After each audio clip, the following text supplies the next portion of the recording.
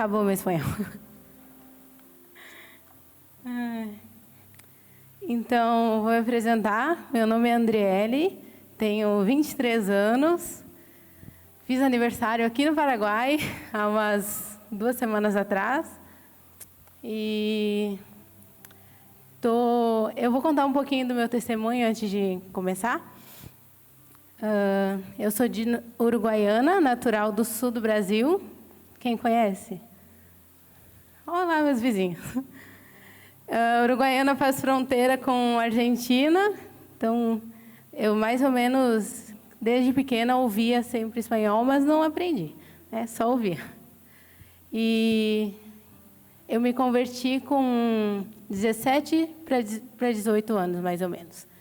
E desde o momento que eu me converti, eu já entendia que eu tinha que fazer algo a mais do que eu estava fazendo naquele momento. Que aquela palavra que eu tinha recebido não era algo que era só para mim. Então, eu comecei a ir na igreja, e como eu já tocava, eu já comecei a tocar no Ministério de Louvor, já começaram a me incluir nas atividades da igreja.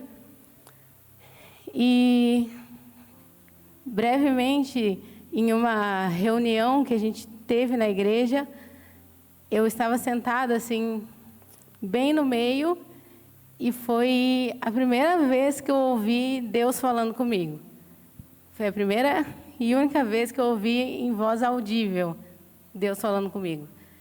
E naquele momento eu olhei para um lado, olhei para o outro, olhei para frente, olhei para trás, não tinha ninguém. Eu fiquei muito assustada, porque aquela voz me dizia que eu tinha que ir para a missão, mas eu nem sabia o que era isso. Tinha acabado de entrar na igreja, não entendia muito bem o que estava fazendo ainda. Estava começando a caminhar com Jesus, e eu ouvi essa voz falando comigo. E eu tinha uns 19, 20 anos, 19. E bem naquele momento que você decide se vai para a faculdade, o que vai fazer, qual curso vai fazer, onde vai fazer. Então, muitas decisões importantes num período, no mesmo período. Então, eu comecei a pesquisar várias coisas. Como fazer missões? Pesquisei no Google. Como fazer missões? Como eu posso fazer? Onde eu posso fazer? O que eu posso fazer? E eu comecei a pesquisar muito, eu fiquei muito interessada. E apareceu no Google Jocum Curitiba, que fica ali na região sul também do Brasil. E os pastores da minha igreja me contaram que tinha ido uma equipe lá há um tempo atrás, na nossa igreja, antes de eu estar congregando. Então, eles meio que já conheciam. Então, eu fiquei muito interessada. Comecei a pesquisar, queria fazer ETED, que é esse curso que está rodando agora, que os alunos estão fazendo. E, naquele momento, eu estava decidida. Não ia fazer faculdade, ia ir para a ETED. Deus tinha falado comigo, eu ouvi uma voz estranha que falou comigo, então eu estava com convicção do que eu queria fazer. E, naquele momento, eu comecei a me organizar para ir. A minha igreja estava total apoio.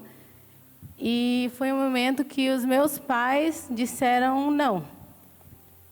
Eles disseram que eu deveria fazer uma faculdade, mais a minha mãe, no caso. Que eu teria que ter uma formação, porque não ia ser ninguém na vida, e missão não ia dar em nada, e não sei o quê. E ainda brigou com os pastores. E então, aconteceu muitas coisas. E, naquele momento, eu meio que me fechei para aquilo que Deus tinha falado. Parece que eu quis excluir da minha cabeça e comecei uma faculdade, comecei a fazer administração, e eu comecei a rejeitar aquilo que Deus tinha falado para mim. Na verdade, eu meio que estava fugindo. Quando alguém falava sobre missão ou de fazer evangelismo, isso e aquilo, eu ficava, não é para mim. Não é para mim, porque não deu certo da primeira vez, então não vai dar certo nunca mais. E eu realmente fechei meu coração para aquilo que Deus tinha falado. Então, passaram-se alguns anos fazendo faculdade, trabalhando. E eu morava em Uruguaiana, que é uma cidade pequena, que é lá na fronteira com a Argentina. E os meus pais se mudaram para Caxias do Sul, que é uma cidade grande, que é onde fica a nossa base missionária, onde a gente vem. Então, eu fui morar com os meus pais em Caxias, com o objetivo de trabalhar, de continuar minha faculdade, de continuar a fazer o que eu estava fazendo. E então, eu fui convidada em 2020 para ir num acampamento, que se chama Nico. É um acampamento da Jocum, que a gente vai deixar um convite depois para vocês, que tem em fevereiro e setembro, todos os anos. E é um acampamento que trabalha confiança em Deus, trabalho em equipe, vários tipos de atividades assim. E eu fui nesse acampamento, mas sem expectativa nenhuma. Mas quando me falaram que era da Jocum, eu já fiquei assim. Já fiquei com aquele aperto no coração. Não, eu tentei uma vez, não deu certo, não quero ir mais.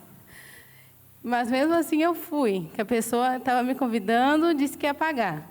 Aí já ia pagar para mim ir no acampamento. Aí eu fui, mas com zero expectativa. E quando eu cheguei lá, Deus começou a falar comigo de novo. De como o meu temor aos homens, o meu temor aos meus pais, o meu temor ao que as pessoas iam pensar, me fizeram deixar de viver aquilo que o Senhor queria que eu vivesse naquele tempo. E foi uma das coisas que me marcou muito no acampamento. E uma das frases que ficou na minha mente é que a gente não pode deixar de obedecer a Deus por obediência às pessoas. Muitas vezes a gente vai ter que renunciar certas coisas para viver aquilo que Deus tem para nós. Então eu fui nesse acampamento e eu recebi um outro convite de uma pessoa no acampamento. Essa pessoa me deu um folhetinho e disse que era sobre uma escola de missões, que eu não precisava sair da faculdade, era só à noite. Então ela me entregou o folhetinho e eu poderia continuar fazendo faculdade, continuar trabalhando. E eu comecei a fazer essa escola. Era uma escola de 3 meses. Só que, durante essa escola, eu trabalhava numa empresa muito boa. Era uma empresa, para vocês terem uma ideia, que tinha um vale alimentação de R$700. No Brasil é muito, né? Não sei como é aqui. Mas era um vale muito bom. Tinha um salário muito bom, vários benefícios, Era muito boa aquela empresa. Então, eu imaginava que Deus não queria que eu saísse, né? Porque minha vida estava ótima. E eu comecei a fazer essa escola. E em uma segunda-feira do segundo mês da escola, que eram de 3 meses, Deus falou comigo que era para renunciar ao meu emprego do meu coração. Porque era algo que estava tomando o primeiro lugar na minha vida. E realmente, eu era muito focada. Era só trabalho, trabalho, trabalho. Então, Deus falou comigo, eu me ajoelhei, orei, entrego o meu emprego. Amém. Achava que não precisava fazer mais nada. Entreguei para Deus, disse para Ele que eu renunciava, que eu queria deixar Ele em primeiro lugar na minha vida. Fiz toda uma oração muito bonita. E no outro dia, tinha uma aula, que era da escola de missão. Essa aula falava sobre renúncia, que muitas vezes Deus nos pede para renunciar a algo, mesmo que não seja pecado, mesmo que não seja algo assim que é errado, mas Ele tem algo melhor. Por isso que Ele nos pede para renunciar. Então, isso foi numa terça-feira, martes, e em miércoles, no outro dia, eu fui trabalhar no escritório que eu trabalhava, cheguei, e era o dia que eu ia assinar o contrato, assinar a carteira, porque passou o tempo de experiência e eu tinha passado, meu chefe me parabenizou. Eu cheguei lá no dia de assinar e ele falou assim, ele começou a chorar, me chamou no escritório dele. Eu não sei porquê, mas alguém lá de cima cortou a tua vaga aqui da nossa empresa e a gente vai ter que te mandar embora hoje. Então, naquele mesmo dia, eu fui mandada embora. Ele disse, desce, pega tuas coisas e tchau. Aí ele começou a chorar, e eu comecei a chorar, Mas eu estava chorando porque eu estava entendendo o que Deus estava fazendo, o que Deus estava falando naquele momento. Era sobre isso, era essa renúncia que era para eu ter feito. Então, eu lembro desse dia muito marcante que eu fui do escritório até a parada de ônibus chorando, do ônibus até minha casa chorando.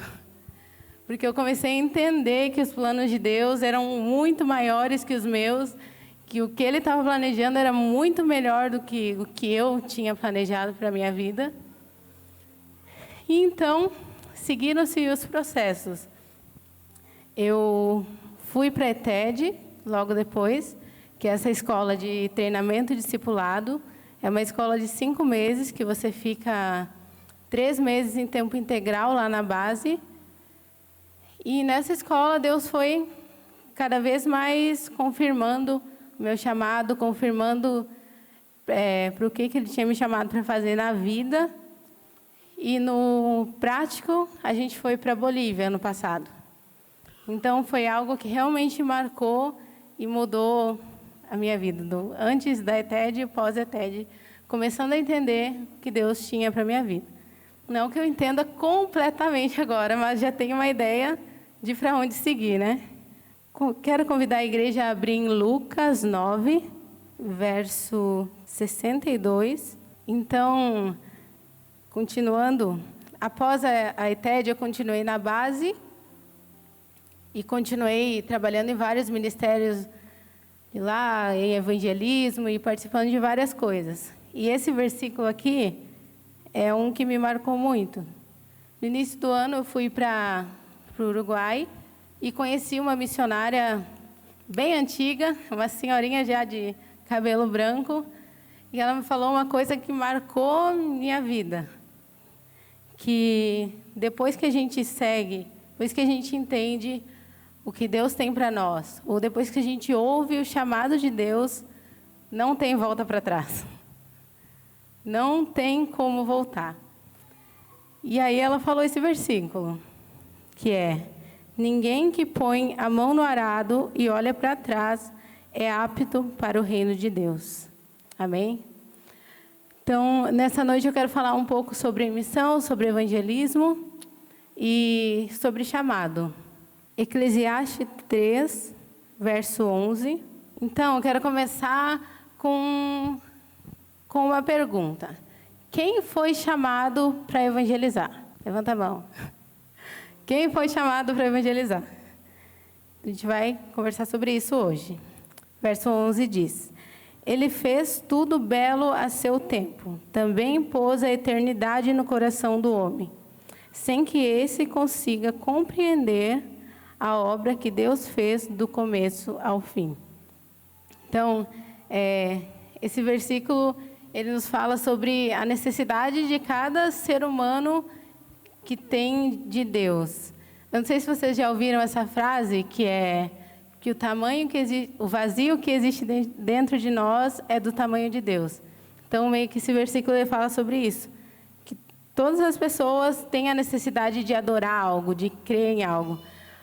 Até as pessoas que não seguem alguma religião, elas adoram algo. Adoram a si mesmo, adoram seus bens materiais, muitas vezes, adoram outras pessoas. Então, todo mundo tem essa necessidade dentro de si de ter um ser de adoração, de ter alguém, algo para adorar, né?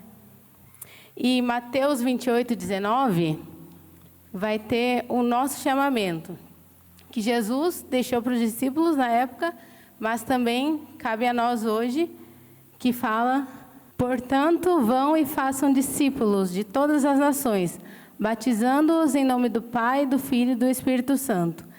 Esse é um chamamento que Jesus nos deixa, que muitas vezes a gente confunde, porque ele não estava nos pedindo ou dizendo: se você não tem vergonha, aí você vai e compartilha o evangelho. Ou se você é mais sanguíneo, aí você consegue falar melhor, você vai e compartilha o evangelho. Ele nos deixou uma ordem, um convite, mas é uma ordem para nós. Portanto, vão, façam discípulos de todas as nações, batizando-os em nome do Pai, do Filho e do Espírito Santo. Então, Partindo desse princípio, que nós sabemos agora que todos nós fomos chamados para evangelizar. Todos nós fomos chamados para compartilhar Jesus de alguma forma.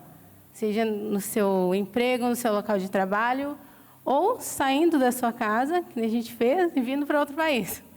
Então, Deus tem chamados diferentes e dons diferentes para pessoas diferentes, né? 1 Pedro 2:9. Vocês, porém, são geração eleita, reino de sacerdotes, nação santa, povo que pertence a Deus, para anunciar as grandezas daquele que os chamou das trevas para a sua maravilhosa luz.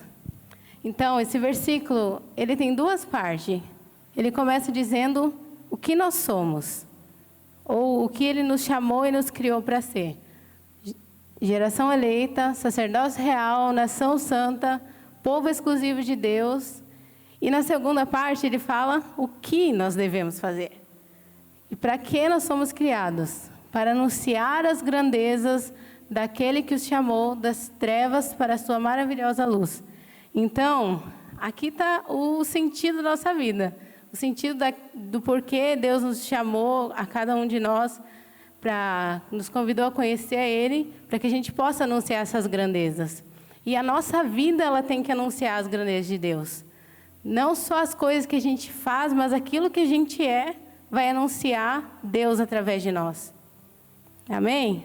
Quero convidar a abrir em João 4, verso 1. Nesse capítulo, a gente vai encontrar 3 estratégias de evangelismo que Jesus usou. Quem melhor da gente seguir o exemplo que do próprio Cristo?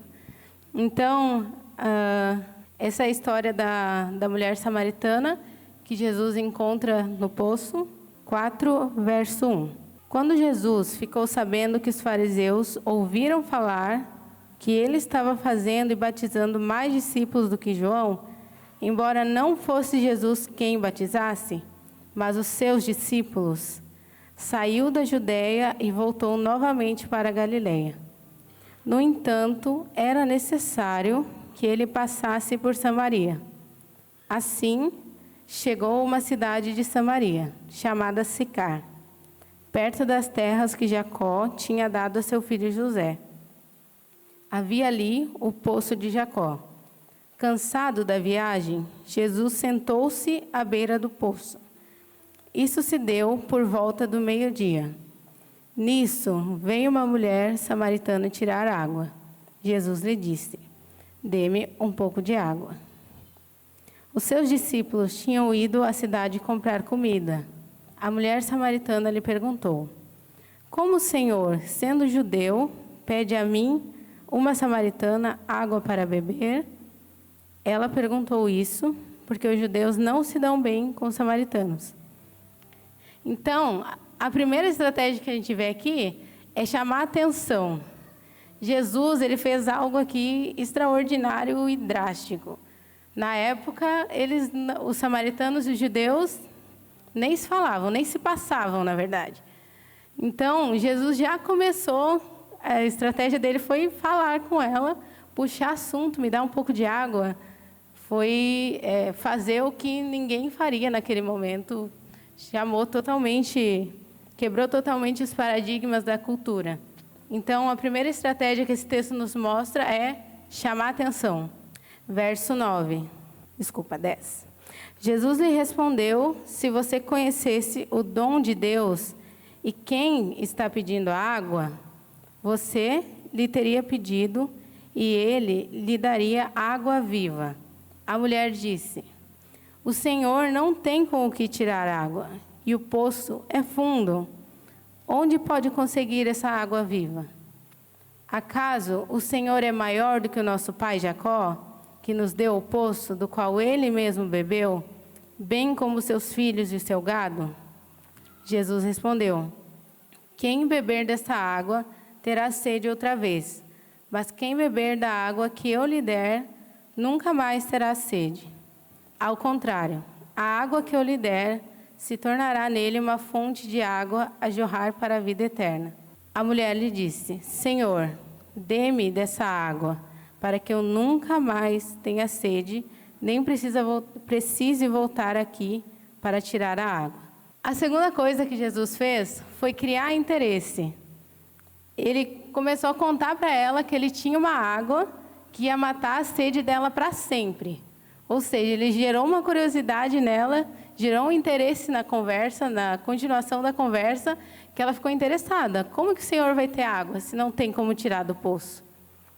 Então, a primeira coisa, evangelismo, chamar a atenção.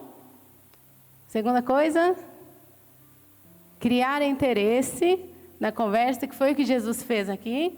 Ele deixou ela interessada no que ele tinha. E o que era essa água? E a terceira coisa, no verso 16. Ele lhe disse, vá, chame o seu marido e volte. Não tenho marido, respondeu. Jesus lhe disse, você falou corretamente ao dizer que não tem marido. O fato é que você teve 5 e o homem com quem agora vive não é seu marido. O que acabou de dizer é verdade. A mulher disse, Senhor, vejo que é profeta. Os nossos antepassados adoraram nesse monte, mas vocês judeus dizem que Jerusalém é o lugar onde se deve adorar. Jesus declarou, creia em mim, mulher. Está próxima a hora em que vocês não adorarão o Pai, nem neste monte, nem em Jerusalém. Vocês, samaritanos, adoram o que não conhecem. Nós adoramos o que conhecemos, pois a salvação vem dos judeus. No entanto, está chegando a hora, e de fato já chegou, em que os verdadeiros adoradores adorarão o Pai em espírito e em verdade. Estes são os adoradores que o Pai procura. Deus é espírito, e é necessário que os seus adoradores o adorem em espírito e em verdade. Verso 26. Então Jesus declarou, eu sou o Messias, eu que estou falando com você.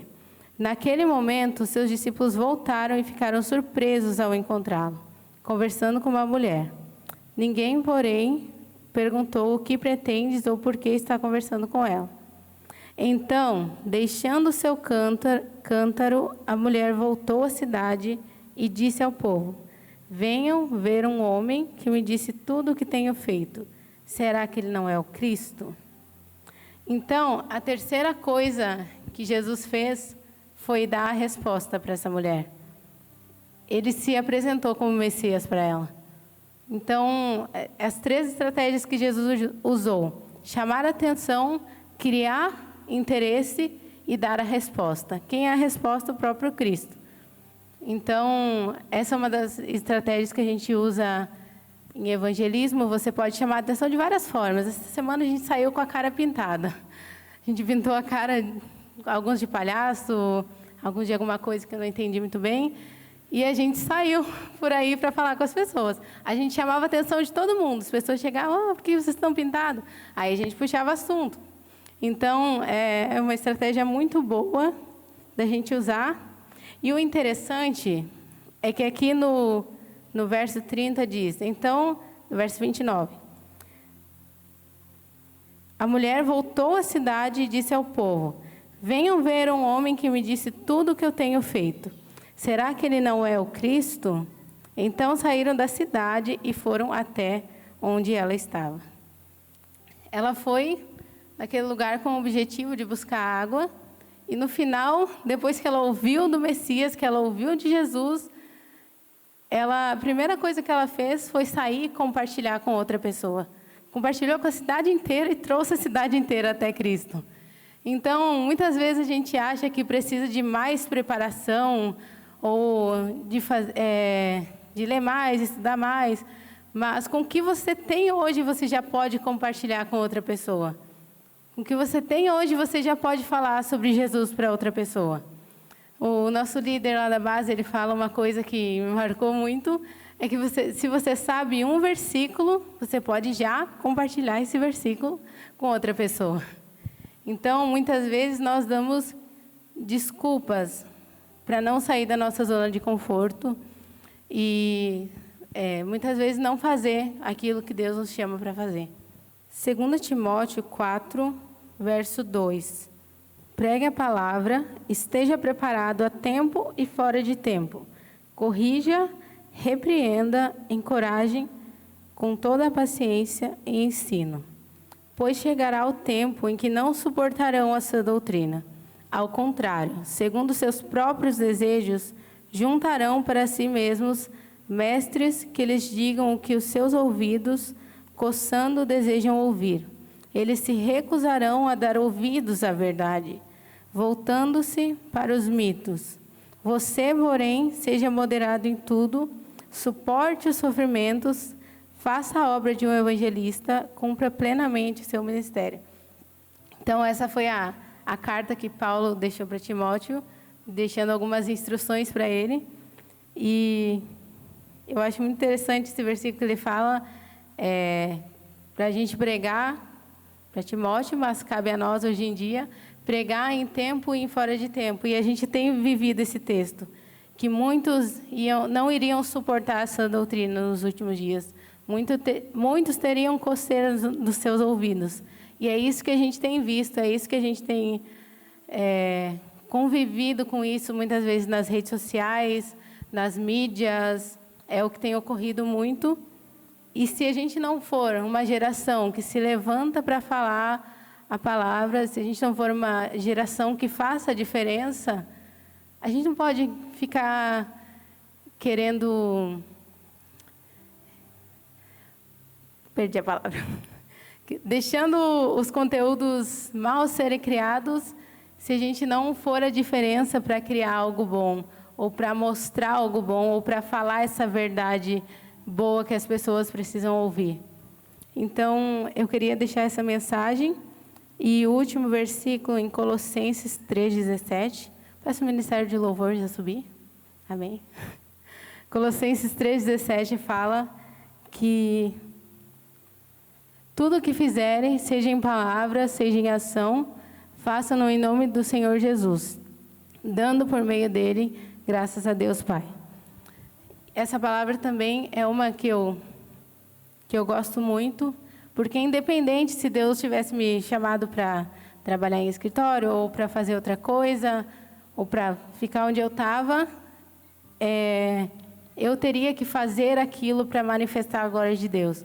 Eu teria que fazer aquilo para Deus, para fazer Ele conhecido, independente do lugar. Então, o meu convite nessa noite é que a gente possa compreender e entender que nós temos uma ordem do Senhor, que é ide fazer discípulos, que é pregue a palavra em tempo e fora de tempo, que é fale sobre Jesus, que é compartilhe sobre Jesus. É muito bonito a gente cantar Maranata, ora vem, Maranata, mas a palavra diz que Jesus ele vai voltar quando todas as pessoas já tiverem ouvido. Então, muitas vezes a gente canta, mas não cumpre aquilo que Deus nos chamou para cumprir. Então, é essa palavra que eu gostaria de deixar hoje, pastor.